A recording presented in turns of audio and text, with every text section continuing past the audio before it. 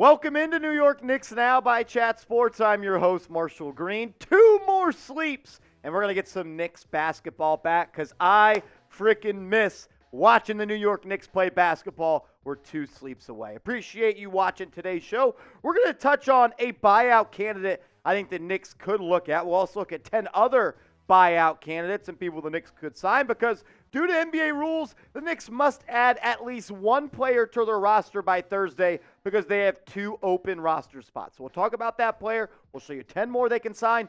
And also, I think it was 12 years ago today, Carmelo Anthony was traded from the Nuggets to the Knicks. We're going to recap that trade because I got some stuff to say about it. First, though, what about Will Barton? Will Barton was bought out by the Washington Wizards earlier this week, and I think it could make some sense for the New York Knicks with 2 open roster spots, and they have to sign a player. Maybe it could be Will Barton. Will Barton is a dog on the offensive end. When you look at what he's done in the NBA in the last 4 seasons, this year's first season with the Wizards, the 3 prior years with the Denver Nuggets, all Will Barton does is get buckets. This year he's only averaging 7.7 points per game, but the year before that, 14.7.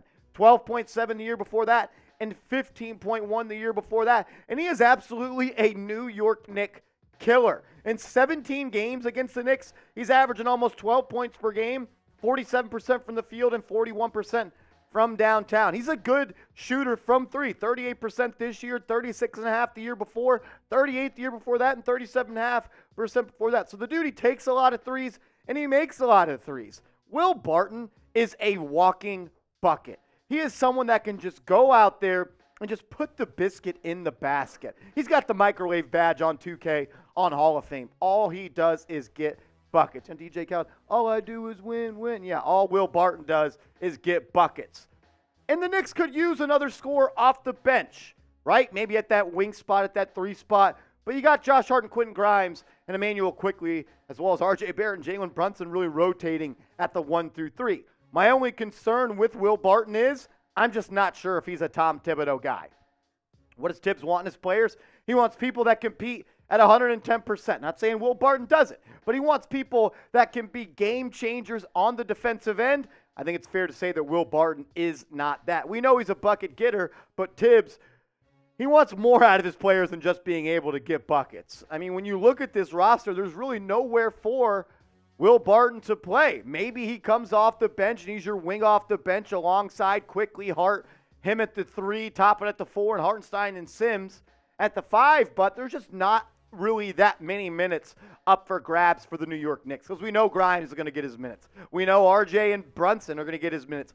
You got to give Quickley and Hart at least 20 minutes per game. Quickley having a hell of a season. Hart has been a game changer for the New York Knicks.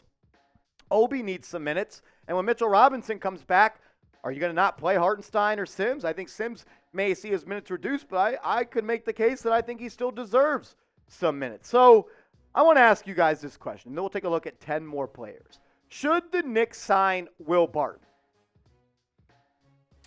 In theory, yes, because they need another guy that can shoot and they need another guy that can score. But I think there's some cause for concern.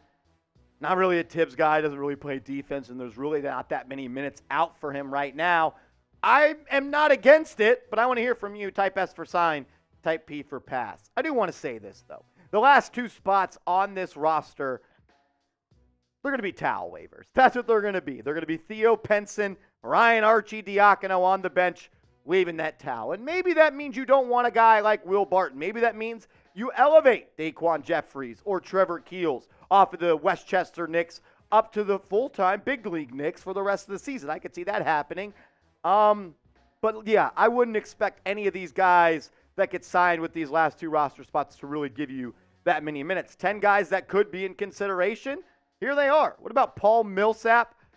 I mean, look, these are guys that there's a reason that they're out of the league in the month of February. I love Melo, but I don't want to see Melo ride on the bench. DeMarcus Cousins, you don't really need a big man. Kent Bazemore plays a little defense, can shoot a little bit. Really not that much interested. A guy I would be open to is Stanley Johnson. Bounced around the league for a little bit. Played pretty well I would say, with the Los Angeles Lakers last year. And I think he fits kind of what the Knicks are looking for, a young piece that may play and could get better over time. Eric Paschall, if we're bringing the Nova Knicks to New York, Paschall would be a perfect match. Shout out Jay Wright, maybe he comes then. Jarrett Culver, what a bust he's been. Avery Bradley, if you're looking for a veteran version of Miles McBride, or maybe Serge Ibaka, if you're looking at a front court depth piece.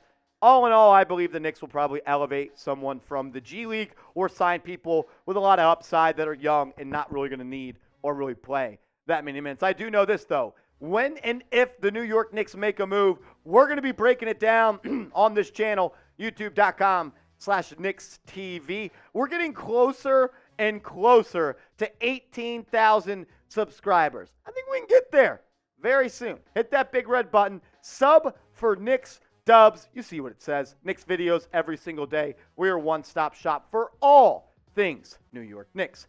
Coming up in the show, we're going to touch on Carmelo Anthony because 12 years ago today, he was traded and played his first game with the New York Knicks. Time flies. I still remember where I was, what I was doing. I remember coming home from football practice. My dad TiVo'd the game and waited for me to get home, and we watched the intro that I watched today. Still gives me chill. I'm coming home. So beautiful. Shout out to Melo. We're going to touch on that and if the Knicks actually did make a mistake. But first, I got to tell you guys about our proud sportsbook partner, BetUS. Go to chatsports.com/bet and use the promo code right here, chat125, for a 125% deposit bonus. Meaning, when you go to chatsports.com/bet and you use the promo code chat125 and you put $100 into your account, they'll give you a free $125. You can bet on the Knicks. You can bet on baseball. It's almost coming back. Or you can place a bet on who you think is going to win the NBA title. I know this. You can bet on anything over at BetUS because we've got your game. Chatsports.com/bet. Promo code chat125. 12 years ago today, Carmelo Anthony was traded to the Knicks. And in my opinion, it was a great trade. And we'll break down the trade. And this is what the total compensation of that trade looked like 12 years ago today. The Knicks received Carmelo Anthony, Sheldon Williams, Chauncey, Big Shot Bob Billups, Ronaldo Balkman, and Anthony Carter.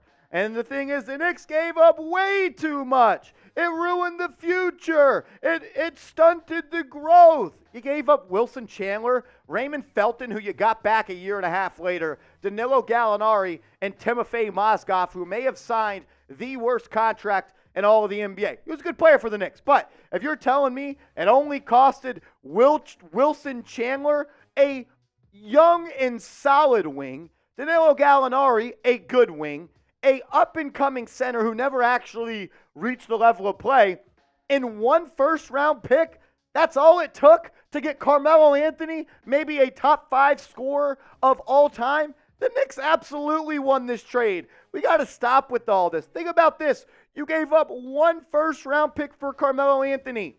Rudy Gobert just went for 5. Come on, guys. We cannot say that the Knicks lost this trade. The reason the Knicks did not succeed in the Eastern Conference isn't because of what you gave up. It's because of the lack of good moves you made after that. And it starts in the NBA draft. You never drafted someone in the prime of Carmelo Anthony's career that could have been a sidekick for him. Look at the draft picks. In 2011, you drafted Iman Shumpert. Good player, not a great player. Tim Hardaway Jr., still in the NBA playing well, because I don't think it was the right fit for the New York Knicks. Clancy Early, that would be a good pick. It was a bust. Thanasis Antetokounmpo didn't work. 2015, it was too late when you drafted Kristaps Porzingis and you tried to build that BS super team of Derrick Rose, Brandon Jennings, and Joakim Noah and Melo. Just didn't work out.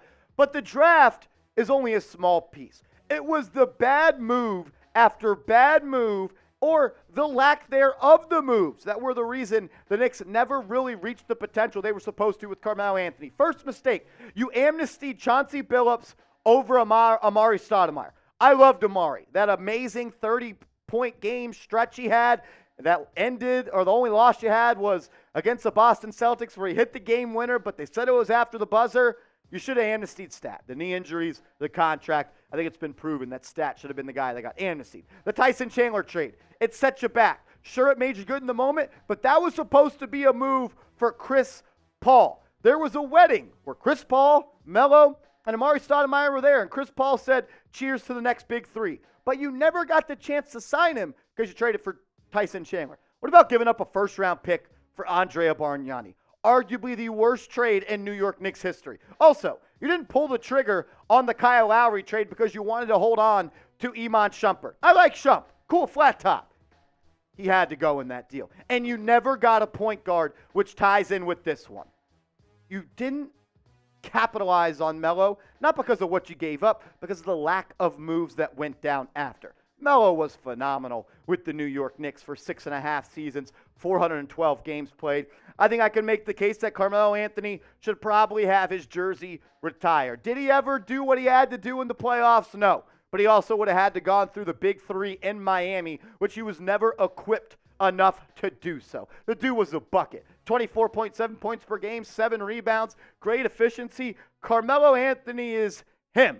3-point goal, Carmelo Anthony. Come on. How can you hate on Carmelo Anthony? I want to ask this question because I know there's people watching right now. Marshall, they should have never traded for Melo. They should have hung on to Wilson Chandler and Danilo Gallinari. Say that out loud, and then, I think you'll figure it out. You got the best player in the trade, and you only gave up 1 first-round pick. I call it a win.